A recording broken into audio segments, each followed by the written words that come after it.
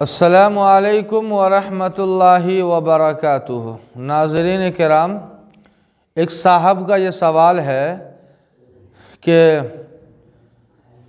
جب کوئی عورت حیض یا جنابت سے فارغ ہوتی ہے اور طہارت اور پاکی کے لیے غسل کرتی ہے تو غسل کے دوران آخر بالوں کی جڑوں تک پانی پہنچانا کافی ہے یا یہ کہ بالوں کی جڑوں تک پانی پہنچانے کے ساتھ ساتھ پورے بالوں کو تر اور بھگونا بھی ضروری ہے؟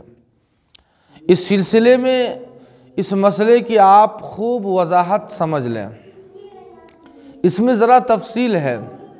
تفصیل یہ ہے کہ اگر عورت کے بال اگر بندھے ہوئے ہیں، چوٹی کی شکل میں ہے، تب تو اس شکل میں بالوں کی جڑوں تک پانی پہنچانا کافی ہے، کھولنا ضروری نہیں ہے۔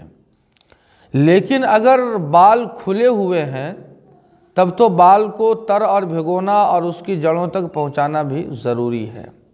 لیکن مسئلے کا خلاصہ یہ ہے کہ اصل جو ضروری کام ہے وہ بالوں کی جڑوں تک پانی پہنچانا، پورے بال کو بھگونا یہ ضروری نہیں ہے، چاہے وہ غسل حیض ہو یا غسل جنابت ہو۔ البتہ افضل اور بہتر طریقہ یہ ہے کہ جب وہ غسل حیض یا غسل جنابت کرے تو ہم آپ جانتے ہیں کہ جس سے پورا شریر ناپاک ہو جاتا ہے بال کے ساتھ، اس لیے اچھا اور افضل اور بہتر یہ ہے کہ جہاں ہم بالوں کی جڑوں تک پانی پہنچاتے ہیں ہم بالوں کو بھی دھو لیں اور تر کر لیں، یہ بہتر اور افضل طریقہ ہے۔